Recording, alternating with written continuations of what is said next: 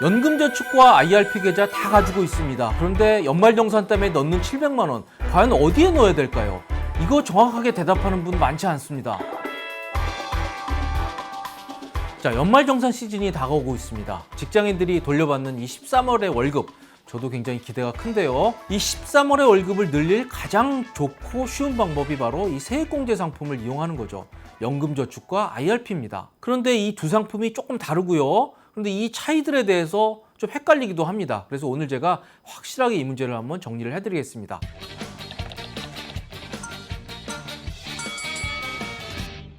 세 명이 똑같은 고민을 하고 있습니다. IRP하고 연금저축, 뭘 가입해야 할까? 혹은 둘 다 가입했는데 어디에 돈을 넣어야 될까?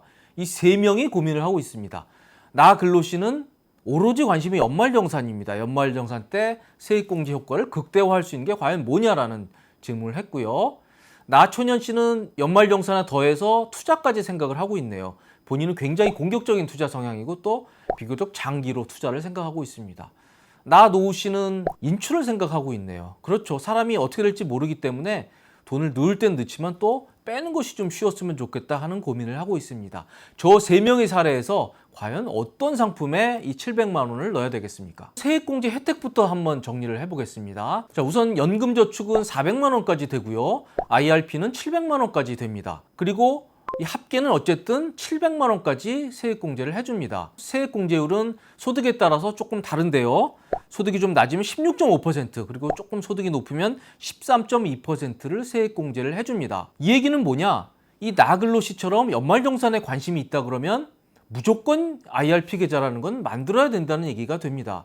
왜요? 연금저축만 가지고는 400만 원밖에 안 되니까요. 연금저축과 IRP를 다 가지고 있을 수 있고요. 또 IRP만 가지고 있어도 됩니다. IRP에 700만 원을 넣어도 세액공제 한도를 채울 수가 있으니까요. 그리고 만 50세가 넘으면 저게 700만 원이 아니라 900만 원까지 상향을 해줍니다. 그런데 이거는 2022년까지만 해드리고요. 그리고 요 900만 원으로 200만 원 플러스 되는 거는 소득이 어느 정도 넘어가면 그 혜택은 받을 수 없고요. 뭐 그럼에도 소득이 높아도 무조건 700만 원은 받을 수가 있는 겁니다. 자, 이게 세액공제 혜택이 얼마나 큰 건지 한번 제가 표를 보여드리겠습니다. 이게 소득에 따라서 좀 다르죠. 그래서 5,500만 원 이하라 세액공제가 16.5%가 적용되는 경우에는 세액공제 혜택이 무려 115만 원이 넘습니다. 본인이 금융상품에 투자를 했는데 거의 100만 원 정도의 세금을 돌려받는다.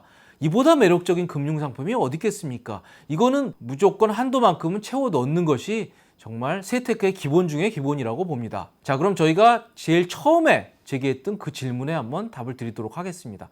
700만 원을 연금저축에 넣어야 되냐, IRP에 넣어야 되느냐, 혹은 분산해서 넣어야 되느냐? 이거는 금융 좀 아는 분들도 제대로 답하는 분들이 별로 없더라고요. 우선 두 상품의 구조의 차이를 좀 알아야 이 문제에 대한 답이 나옵니다. 자, 우선 세액공제 한도에 대해서는 이미 설명을 드렸고요.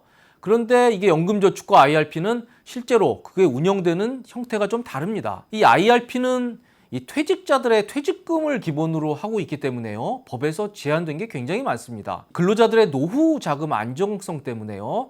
많이 제한을 하고 있습니다. 좀 아쉽죠. 그래서 우선 주식 안 되고요. 물론 연금저축도 주식 안 되는 건 같습니다만 IRP는 더 큰 제한이 있습니다.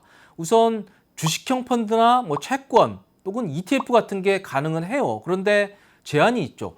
70% 범위 내에서만 할 수가 있습니다. 그리고 나머지 30%는 무조건 원리금 보장 상품을 하게 되어 있습니다.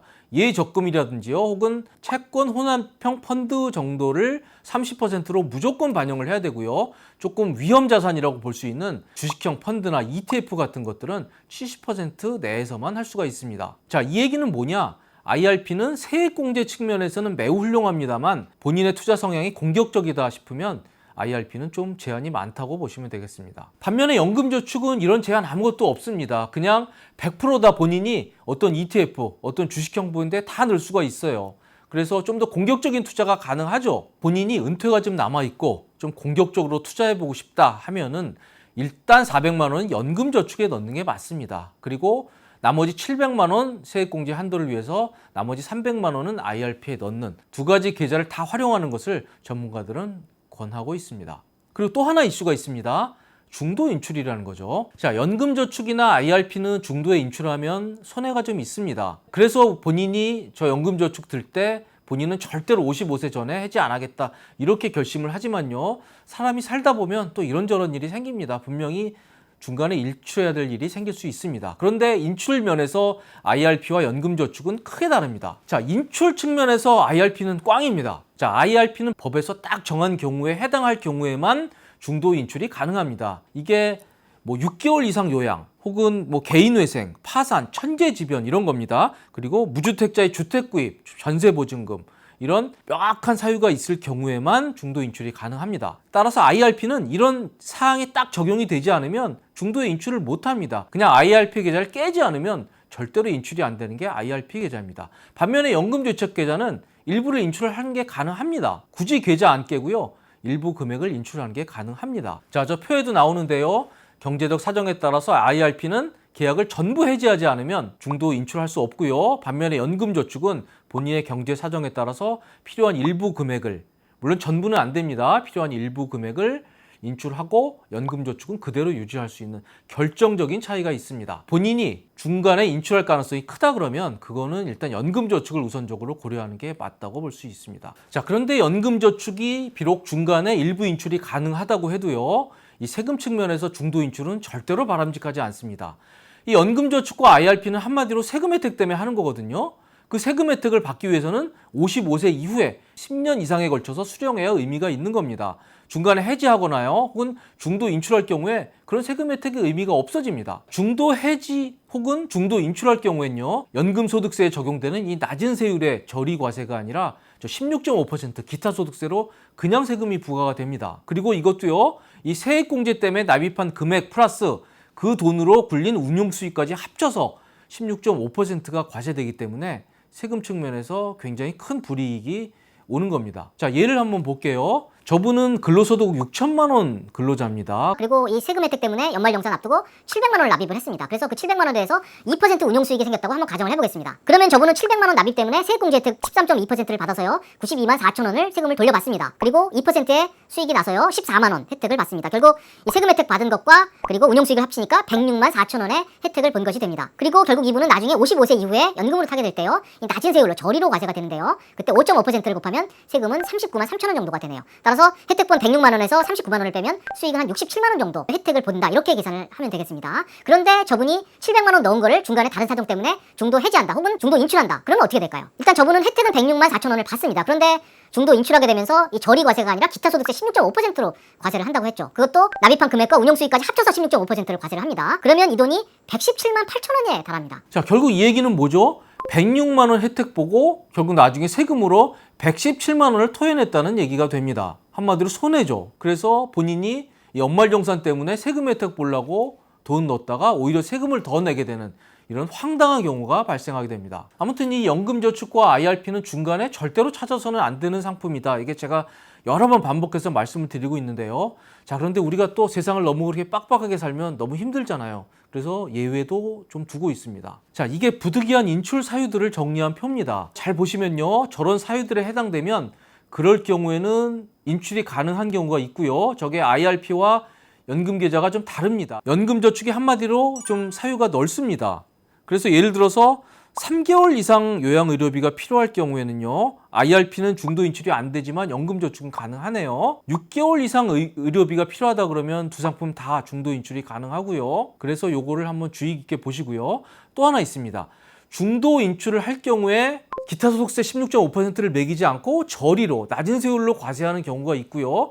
중도 인출은 허용해 주지만 그냥 16.5%로 과세하는 경우가 또 있습니다. 한마디로 전자의 경우에는 정말 불쌍한 사정일 경우에는 중도 인출을 허용하고 세금도 낮게 매기고, 그리고 그렇지 않다 할 경우에는 그거는 중도 인출을 허용하지만 세금은 16.5%로 무겁게 매기는 경우들이 있습니다. 바로 후자의 경우가 이 무주택자의 주택 구입 혹은 전세 보증금 때문에 이 연금저축이나 IRP에서 돈을 찾는 경우입니다. 이 경우는 뭐 개인이 파산했다거나 뭐 아프다거나 이런 사유가 아니라 본인이 집을 사는 문제이기 때문에요. 그래서 중도 인출은 허용합니다만 그럴 경우에는 세율금은 16.5%로 그렇게 무겁게 매기겠다. 이게 바로 법의 취지라고 볼 수 있겠습니다. 자, 또 하나 잘 알아두셔야 될 게 바로 계약 이전 문제입니다. 이 연금저축은 여러 금융회사에서 가입을 할 수 있습니다. 은행도 가능하고요. 증권사도 가능하고 보험사도 가능합니다. 그런데 이거는 연금저축이라고 하면 막 회사를 옮겨 다닐 수가 있습니다. A은행에 있던 걸요. B증권사로 옮겨갈 수 있습니다. 이건 IRP도 마찬가지입니다. 금융회사별로 옮겨갈 수가 있습니다. 그것도 생각보다 아주 간단합니다. 저도 해봤는데요. 예를 들어서 A은행 거를 B증권사로 옮겨올 경우에 A은행 갈 필요 없습니다. 그냥 B증권사 가서 저거 가져와 주세요 하면은 바로 자기들이 알아서 옮겨오더라고요. 그래서 이런 계약 이전은 가능하고요. 요즘에 신문 보니까 이 IRP 관련해서 이 금융회사들이 아주 경쟁적으로 행사를 많이 하더라고요. 뭐 수수료 면제 이벤트 같은 거요. 자, 그런데 연금저축에서 IRP로 계좌를 옮기거나요. 혹은 IRP에서 연금저축으로 옮기거나 이렇게 서로 상호간에 이전은 가능한지 이 부분에 대해서 물어보시는 분들 계신데요. 저도 이것만 해봤는데 저는 안 된다 그러더라고요.